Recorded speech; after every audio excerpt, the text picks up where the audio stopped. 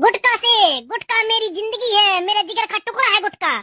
अगर किसी दिन मुझे गुटखा खाने को नहीं मिलता तो मेरी जान निकल जाती है। गुटखा मेरा जिगरी यार है। अच्छा, इतना प्यार करती है गुटखा से? हाँ, हम मर्दों की पहली पसंद गुटखा है। गुटखा खाने से हमें ताकत मिलती है, प्रोटीन मिलता है, काम करने में मन लगता है। गुटखा के बिना हमारी जिंदगी अधूरी है, अधूरी है, अधूरी। तुम्हें आज एक चीज चुननी होगी, मुझे या गुटखा को। बताओ किसको चुनोगे? ये भी कोई बोलने वाली बात है? गुटखा को चुनूंगा। और मुझे?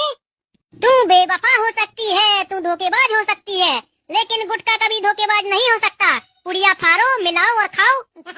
अच्छा, गुटखा से इतना प्यार है? ठीक है, तो मैं जाती हूँ अपने मायके। अरे तू कल जाती हो तो आज चली जा, लेकिन मैं गुटखा खाना नहीं छोड़ूंगा, नहीं छोड़ूंगा, नहीं छोड़ूंगा। अगर कोई मेरे गुटके के बीच आया तो लाशें बिक जाएंगी, लाशें। गुटखा